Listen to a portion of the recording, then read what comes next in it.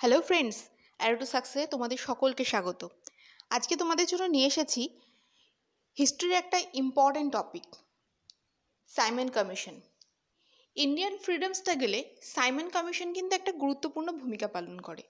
তো চলো দেখে নেওয়া যাক সাইমন কমিশন কি, কেনই বা এসেছিল এই সাইমন কমিশন, এবং তার সাথে আমরা দেখে নেব নেহেরু রিপোর্ট সম্বন্ধে কিছু তথ্য।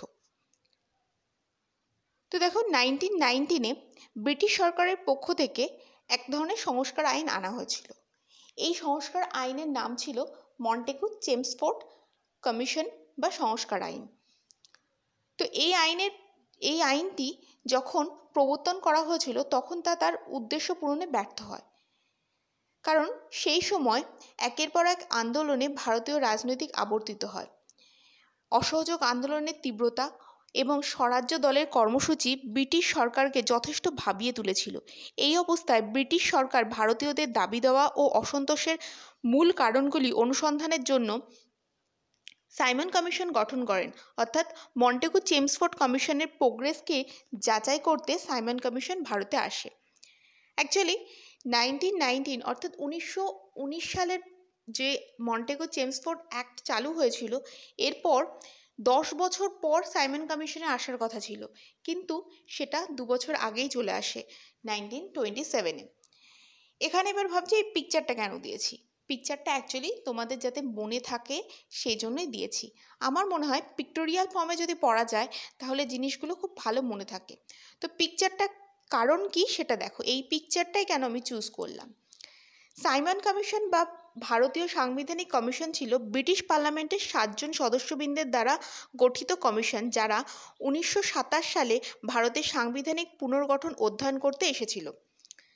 এখানে কজন সদস্য ছিলেন? 7 জন সদস্য ছিলেন, এবং সব সদস্যরাই ছিলেন ব্রিটিশ পার্লামেন্টের সদস্য, অর্থাৎ সবই ছিলেন শ্বেতাঙ্গ সদস্য।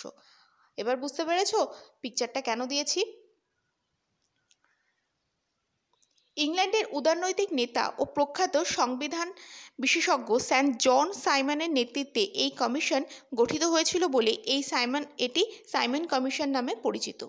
এই কমিশনের 7 জন সদস্যই শ্বেতাঙ্গ এবং ব্রিটিশ পার্লামেন্টের সদস্য ছিলেন।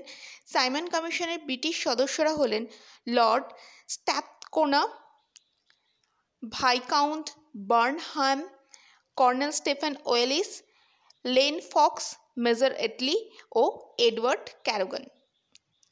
ভারতবাসীরা কিন্তু এই সাইমন কমিশনকে মেনে নিতে পারেননি, কারণ এই সব সদস্যরা ছিলেন শ্বেতাঙ্গ।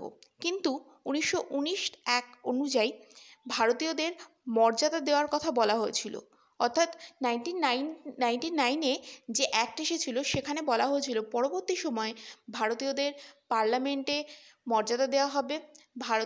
ভারতীয়দের বিভিন্ন যে দলগুলো ছিল, বিশিষ্ট যে দল যেমন কংগ্রেস, মুসলিম লীগ, হিন্দু মহাসভা, এদের মতবাদগুলো শোনা হবে এবং সেগুলি দরকার পড়লে সেগুলি যাচাই করে সেগুলিকে কাজে লাগানো হবে। কিন্তু যখন ভারতীয় সংবিধানের কথা হচ্ছে, সাইমন কমিশন তো এসেছিল ভারতের সংবিধান রেডি করতে, কনস্টিটিউশনের জন্য।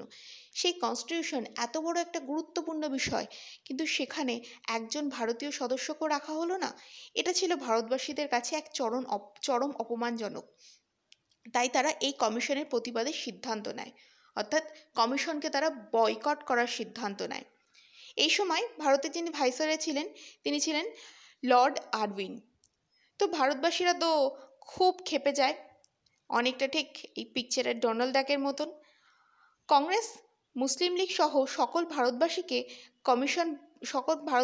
কমিশন বয়কটের সিদ্ধান্ত নেয়, এবং তারা বিভিন্ন জায়গায় এই কমিশনের বিরুদ্ধে প্রতিবাদ করতে শুরু করে দেয়।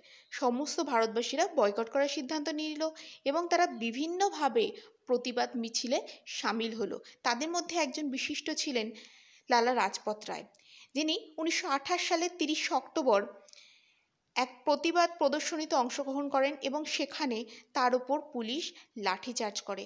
গভীরভাবে আহত হন তিনি। গুরুতরভাবে আহত হয়ে তিনি বলেছিলেন, আমার শরীরে করা ব্রিটিশের প্রহার ব্রিটিশের ধ্বংসের কারণ হয়ে উঠবে। ব্রিটিশের প্রহারে গুরুতরভাবে আহত হওয়ার ফলে 1928 সালের 17 নভেম্বর তার মৃত্যু হয়। এরপর ভারতবাসীদের পক্ষ থেকে 1928 সালে ব্রিটিশ সরকারকে জানানো হয় যে ভারতবাসীরা খুব শীঘ্রই একটি সংবিধান খসড়া প্রস্তুত করবে। ব্রিটিশ সরকার কিন্তু তাতে রাজি হয়ে যায়, কারণ তাদের ধারণা ছিল ভারতবর্ষে যে অধিবাসীরা রয়েছেন, যারা বিশিষ্ট অধিবাসীগণ, তাদের সংবিধানের প্রতি সেরকম মনে হয় না বিশেষ জ্ঞান রয়েছে, অর্থাৎ তাদের সংবিধানের বিষয়ে জ্ঞান ভীষণ সীমিত। তাই তারা একরকম ধরেই নিয়েছিলেন যে তারা সংবিধান প্রস্তুত করতে অসমর্থ হবে।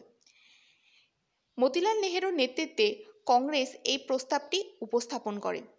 দুজন মুসলিম সহ এই কমিটিতে 9 জন অন্যান্য সদস্যবৃন্দ ছিলেন। তেজ বাহাদুর সপ্রু ছিলেন তাদের মধ্যে অন্যতম।